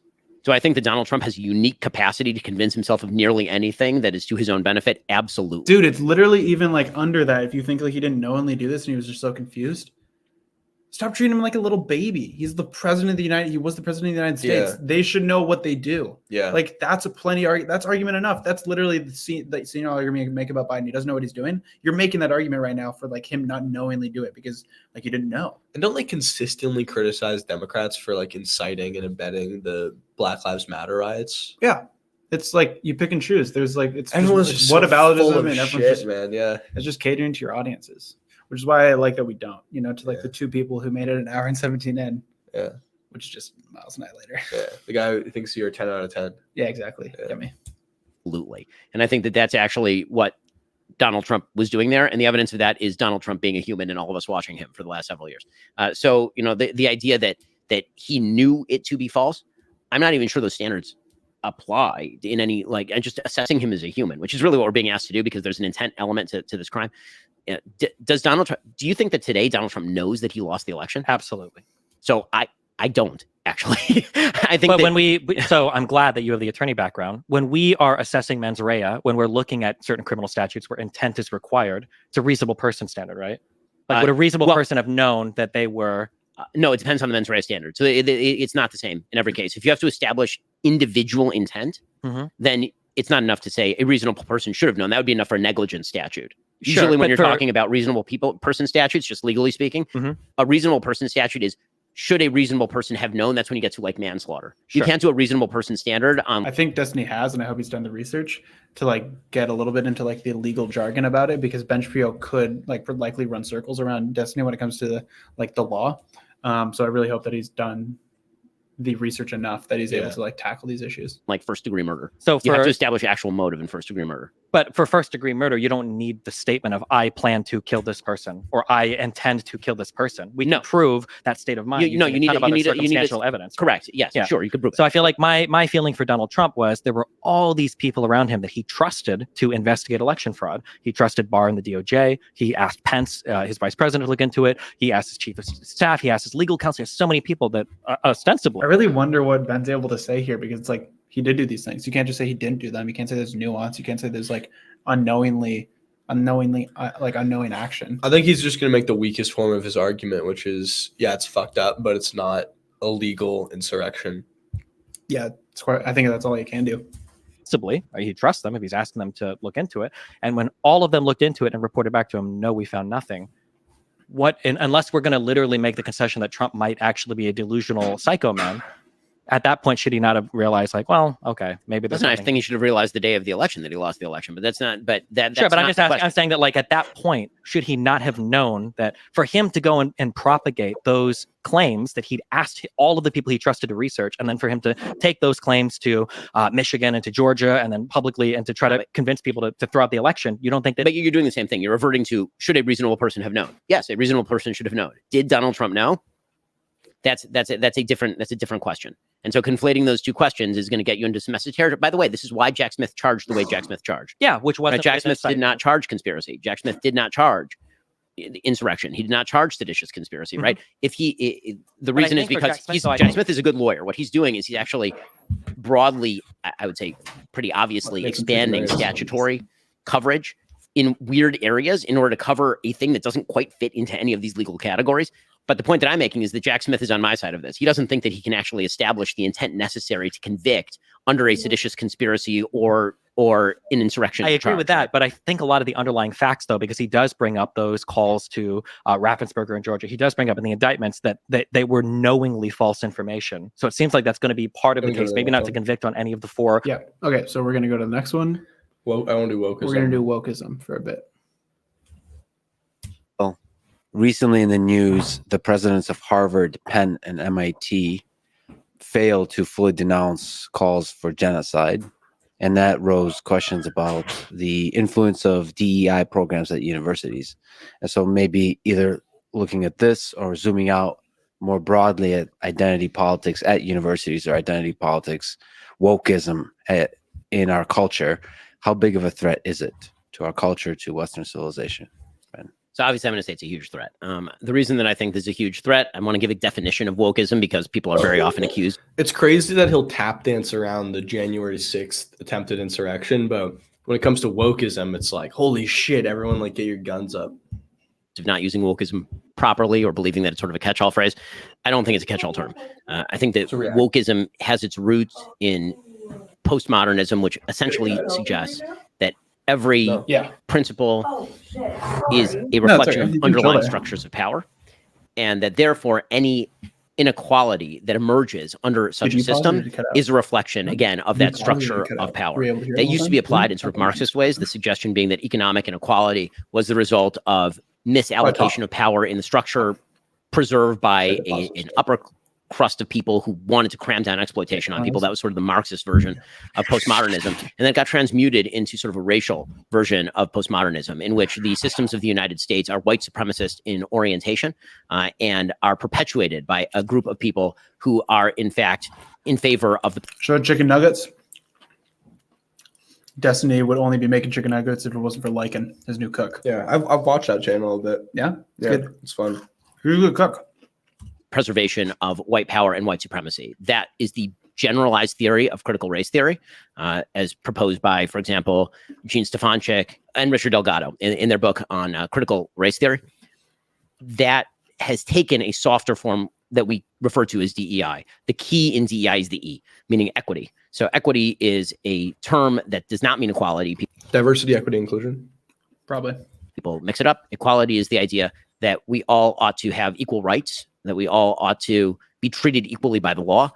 Equity is the idea that if there is an inequality that emerges from any system, it is therefore due to discrimination. And the best way to tell whether somebody has been victimized is by dint of their race. And we can tell whether you're a member of an oppressed group or an oppressor group by the intersectional identity. I wonder if he believes in oppressed and oppressive groups. Because like under legal definitions, those are things. But for the sake of his rhetoric, is he allowed to believe that like white people are oppressive and that minorities are oppressed? Well, he's Jewish, and I know he's very, like he's very well read, and he talks a lot about the historic oppression the Jewish people have faced over time. So yeah, and I know he's aware of oppression in different groups. I think that he just doesn't. It's like a pull yourself up by your bootstraps type thing. Yeah, I mean, does he think Israel should pull themselves up by his bootstraps? Um, Or does he believe in like that's a foreign good aid? question, actually. you know? Yeah. that you carry, and by the nature of your group. Like if you think about Because he like doesn't. He wants less funding. analogously, like if you think that like poor people in America should pull them up pull themselves up by the bootstraps, do you think then that Israel should not get any funding from America anymore because they should pull themselves up from the bootstraps? Yeah, he'd probably make some argument about. You have to disagree more with foreign aid Yeah. than domestic aid, and I Yeah. think he's against domestic aid to a certain extent, but probably isn't against all the aid that Israel gets. Yeah. Group success or failure predominantly along economic and power lines in American life. This means that if one group is predominantly successful economically, they must be a member of the victimizing class. And the only corrective for that would be, as Ibram X. Kendi likes to suggest, effectively anti-racist policy is racism in the service of destroying racism. That you're going to have to discriminate on the basis of race in order to correct for discrimination that's baked into the system. That's incredibly dangerous. It leads to a victim-victimizer narrative that is unhealthy for individuals and terrible for societies. It relieves people of individual responsibility, and it destroys the very notion of an objective metric by which we can decide meritocracy. And meritocracy is the only system human beings have ever devised that has positive externalities in literally any area of life. Every other distribution of wealth, power, done along other lines that is not having to do with merit has negative externalities. Every system having to do with merit has positive externalities because presumably the most effective and useful people are going to succeed. I agree with a lot of what he's saying. I agree with probably Destiny's take on this stuff a lot. I do support social programs for people who are poor and need it, but I'm always so confused why this is such a big issue for these guys. Mm-hmm. Like, is it because they're scared they're going to Like, lose why can't we racial give money to power them? or what? Yeah, I don't know. Like, are you like worried that there'd be like less inequality? Yeah, like why is it such a big deal? We're all American, right? Shouldn't all Americans get the opportunity to do well? And if you really cared about like Americans who are struggling, you'd lay out other policies. You wouldn't just say, "Hey, fuck this," and now move on. Yeah, I agree. Succeed under those systems. That's the very basis of a meritocracy. And the externalities of that mean that other people benefit from the meritorious and excellent performance of those people. Maybe it would be good to get your comments, your old stomping ground, Harvard. Do you think the president of Harvard should have been fired? I mean, I think she should have been fired not over the plagiarism allegations. I think she should have been fired based on her performance just at that congressional hearing. And I do agree with that. I don't really care that much about plagiarism, but that might be just because of my limited care towards education in the way that I perform. But I do think that the way she performed in Congress was fucked up. Like, you need to acknowledge when there's anti-Semitic rhetoric on your campus. You need to acknowledge when there's protests that should be about like ceasefires and peace, like that there's simultaneous hate for a group of people. And she wasn't able to call that out. Yeah, it's disgusting. The word black had been substituted for Jew in that statement by Elise Stefanik that she was asking about, or trans, or literally any other minority in America, maybe with the exception of Asian, then the answer would have been very different coming from Cloudy and Gay. With that said, I don't think the firing of Cloudy and Gay really accomplishes very much. Meaning, did she get what she deserved? Sure. Does that mean that the underlying DEI equity-based system has been in any way severely damaged? No, I think that this is a way for universities, it's true for Liz McGill at Penn also, to basically does he say anything? Throw somebody overboard as the sacrifice to maintain the underlying system that continues. Okay, we're going to jump to monogamy and open relationships. Like Trump. As we approach the end, let us descend into the meme further and further. Ben, you're in a monogamous marriage. In Destiny, you've been mostly in an open marriage until recently. How foundational is marriage, monogamous marriage, to the United States of America? Can open marriages work? Are they harmful to society? Ben. Marriages are the single most important thing that people can do in the United States because the things within your control are easier to control than the things outside your control. People tend doesn't mean it's the single most important thing, though. You shouldn't just focus on things that you can individually control. You should think about things like that you can nationally control. Yeah. Like if you all band together, that's why protests work. That's why like sticking up for a group of people works. That's why like they even riots work. Like people like will see like, why are these groups of people doing things? What are they trying to accomplish? And I just don't think there's anything magic about marriage in the way that he thinks, because he's religious. He's assuming that it solves all of these issues when really just funding issue solutions is what solves these issues. Yeah, tend think about big political change. Obviously, Like, what if you get two people that are partners that are in a monogamous relationship? Like, what if they don't think that education is important? Like, how are they going to solve that? You know, if like you think education is important, then like it's actually an issue if it's left up to the individual, because like if an individual doesn't care, then their child won't get educated. Yeah. You know. obviously about things they can do to change the entire system. But the reality is the thing that you can do that best changes society is to get married and have kids and raise your kids responsibly. That is the single best thing that you can do. Can an open marriage work? I mean, I think that it depends on your definition of work. So in my version of work, the answer is no, because what you actually need in order to facilitate the healthy growing of a child is a father and mother who are committed to each other. All ideas about there being no emotional component to. Okay, so everything you just said right there isn't inherent to marriage. You can have a father and a mother. You could have a father and a father. You could have a mother and a mother. Like two-parent households, I agree, do better than single-parent households. Yeah. But marriage isn't what makes that work. It's the two individuals that are there helping their child. I do think an open marriage would probably be worse. at I do raising a agree. kid. Like, I agree that there's obviously there's difficulties that come up with open marriages, but I don't think the fact that these two people have like sworn oaths to each other is guaranteed to solve like the issues. No, of course that not, child because the might face. divorce rate's 60%. Yeah, it's like two people in the household is what matters. Marriage isn't exactly what matters. Like, obviously there's going to be like peripheral things that come with marriage that is going to help going to help the child out. Like, you know, like you care more about staying with your partner. There's maybe more love in the home between those two individuals. Like, there's certain benefits to marriage, of course. It's great if you want to get married, but like my girlfriend Hannah, like who came on the show many times, like her parents weren't married until she was like 9. Mhm. Were they worse parents because of that? Like, Yeah. no, of course not. You know, as long as there's two people who love each other who are raising kids, that's what matters. You know? Exactly.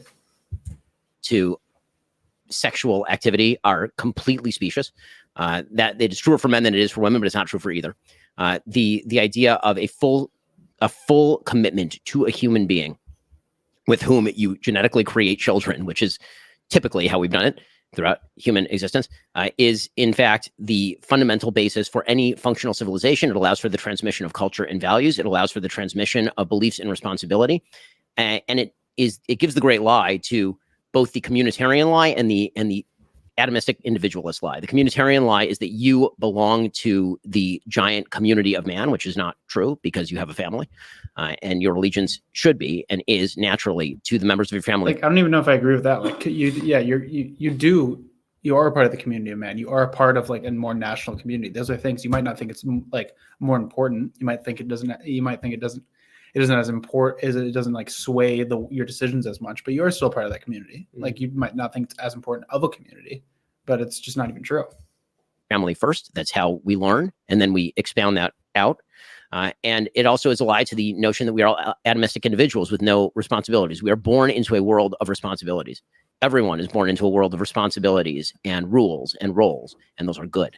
And if we do not actually socialize our children that way, there will be, number one, no children. Number one, there will be no healthy children. Number two, there will be no healthy children. Number three, there will be not the foundation for either social fabric, which is the real glue that holds together society, or for a functional government. Yes, monogamous marriage. I'm a fan. 15 years married, 4 kids. And we agree with them. Destiny probably agrees with them as well. But like the fact that the marriage is what makes it happen isn't what makes it happen. We already talked about this. It's the two people that are there. Yeah. You don't need to have a ring on your finger to raise your child. Yes. Destiny, what do you think? I think that when we talk about like relationships or marriage, I think something that's really important is we have to talk about whether or not children are being discussed or not. Because I think once you introduce the child aspect, I think the style or the type of relationship that you do is going to become way more important than whatever exists prior to that. Like I would agree, for instance, in terms of what Ben is saying, that there's probably going to be some structure that is ideal for the care and the raising of a child. I think that having a child gives you a much bigger buy-in to society, because now all of a sudden you care about a lot of things that you might not have before, because not only do you exist in society, you can't just run. Now you've got a child that exists there, and you've got to ensure that everything functions smoothly, not just for you, but for that child as well. And arguably, although we're getting into weird places, I guess, in the world now, like children are the primary conduit for like where you transmit like cultural values and everything. The one kind of weird thing that we're coming up against, that we have been coming up against now for some number of decades and will continue to, is as societies progress, seems like people are having less children. And I actually don't know 100% what the answer is to that question. I do. Yeah, he does. Authoritarian forced births. Yeah, That's what the answer is. is. He gonna do a pro-life thing? Because Destiny, Yeah. If he just says we'll see. I'm sure you do. Yeah. I mean, an implementable answer that works, that we know we can get everybody on board with. It seems like for a large part of human history, having children, and it still is, having children is awesome, and children are cool, and children are magical and miraculous and all of this, but you didn't really have much competing for your attention to have a child, right? When you hit a certain age and you started working, especially if you were a woman, I mean, childbirth is kind of the next step, and then having a family, raising your children, and like for Ben to like not use the authoritarian argument, he would have to disagree that like women should be able to like choose if they want to like have it go like create a career or have a child. Yeah. Right. Although I mean, his wife is a doctor. I know it's like So I think she probably had to have them later. You know, like if she was on her own, she definitely had to have them later. Yeah, like but if you didn't have like the crutch of a husband or the crutch of a partner to lay on, like if you're going to medical school and you're a doctor, it's going to be insanely difficult to have a child. You know, it'd be a great program that I would hope he could agree on. Universal childcare. Yeah. And it's very easy to fund. It's I like wonder how $70 billion. I wonder how he would probably go. It'd probably just go back to like, well, yeah, no, you might be able to move a few percentage points to the positive, but I think the real issue is two-parent households. It's just crazy. I mean, if people knew when they're gonna have a kid, okay, I can keep working. There's gonna be affordable childcare. It would be better for the person, be better for the economy, be better for the child. Like It'd be better for literally everyone. yeah, It might be marginally worse for the taxpayer. it might be marginally worse for the extremely rich people who would be paying, and it's not even that much money. It's like $70 billion a year. Yeah, Like we spend $700 billion a year on our military. yeah, and I agree that there's like there's like a really good argument that like people who make like $150,000 and less pay for like majority of the taxes, and I think that is fucked up. Like I think there are people that make millions of dollars annually that should be paid more in tax, and I think some of them do. It depends on the state, and it depends on like if you're reinvesting money into your businesses, and that's how you're able to get out of paying taxes. But I think more wealthy people need to spend more money, like need to spend a proportional amount of money. And I think there is like a bit of a tax error where like there are people that have a lot of money, like $150,000 a year is really good, but the people who make millions and billions are the ones who really need to be taxed. Yeah. And then doing that is kind of the next step. Nowadays, especially with women being able to work, especially with women having access to birth control, there's a lot available in the world that's competing for the interest of people that could otherwise be having children, such that we've almost flipped it, such that, as Ben brought up earlier, like wealthy people tend to have less children than not wealthy people. Or unless you're part of particular religious communities that push childbirth a lot. I don't know if I would say there exists a moral imperative on an individual to have children. I think that there's a lot of interesting arguments down that path. I don't know if we're quite at the point yet where we need to say like, oh my God, we're running out of people. We need to have more kids. I don't think we're quite there yet, but we are seeing, weird demographic trends that are having big impacts on how countries are playing out. For instance, the fact that we have a disproportionately huge aging population that needs to be taken care of with medical expenses and everything. Could be even say Asian. That vote in different ways than our younger population, and that when they die off, like questions, rapid fire. this country, as they become more industrialized, have fewer and fewer and fewer children. rapid fire questions. And the answer, my answer was go to church. Religion, yeah, I figured. Yeah. Well, we could talk about religion, but that's not rapid fire at all. Let me ask. This is from the internet. Does body count matter? Jesus Christ. You're really bringing up the red pill stuff. Are you avoiding answering? I mean, it depends on who you are. Oh, if you're somebody that depends. doesn't care about it, it doesn't. If you're somebody that does care about it, yeah, it does, of course. Depends on the... The answer is yes. Okay. Porn be banned. No. We had a debate about this. Go check it out. Should Two. porn be banned? Oh, and 2 body count debates. And body count debates, yeah. If you could do it, yes. There is no benefit to pornography. Is It's a waste of time. It's kind of our position a little. Yeah, I agree with him. Like I agree porn has a negative effect on people, but how are you going to do it? How are you going to ban something? I'm destructive to the human soul. I can't believe I'm asking this question. Is OnlyFans empowering or destructive for women? Why are they all sex-based questions? Sex sells, baby. There you Next go. episode, I we're gonna do naked. Sex Friedman. Sex Friedman. Actually, a pretty good, good parody. That's a good porn name. Yeah, Sex Freedom. Sex Friedman. Yeah. Sex Freedom. Jesus. These are rapid fire? Yeah, just you can't. I mean, Wow. it's probably empowering for the ones that are making a lot of money off it. It probably feels disempowering for others that feel affected by the cultural norms set by women that do OnlyFans. There's my rapid fire answer. No, it's destructive to even the ones who are making a lot of money, because when you degrade yourself to being just a set of human body characteristics that other people jack off to, it's bad for you and it's bad for them. Is rap music? Absolutely. Have you evolved on this? Or? Have I evolved on this? So again, I'm going to go to what's the definition of music. My original argument about rap was that music involves the following three elements: rhythm, melody. Sounds like you'd agree with him a lot. Yeah, I had a clip where I said I don't think you can give rap 10 out of 10. Even within the clip, I said like some rap you probably could. It really just depends on. It's not the genre. Like any song that, in my opinion, takes like a lot of work to do, I think like deserves a higher score. Obviously, I agree there can be songs that like didn't take that much work and just managed to be this beautiful work of art. But I do think that like a little bit of what I would factor into like giving a score, not necessarily like how I feel about the song, but giving it a score. Yeah, and I totally disagree with you that rap can't be a 10 out of 10. But for the people, Yeah, but I didn't say that. I said you did say that. No, you did say that. No, I didn't. Even within the clip, I said I don't think rap can probably be given a 10 out of 10. And I said, well, I mean some rap songs, and then I went into it. Okay. So you're fucking wrong. Harmony. Rap typically involves maybe one of those. There may be a melody, maybe sometimes. So it depends on the kind of rap. With that said, I don't really know how you can say that there isn't a melody in rap songs. Like what you like hum along to is the melody. You could hum most rap songs. Yeah, melodic rap's been like the biggest genre of rap for like 5 years. Yeah, I think he either just doesn't know or like has to continue to have this position, or he's just like racist. Yeah. Said I could be convinced on this issue, but listen, I'm a classical violinist. I mean, that's how I was raised.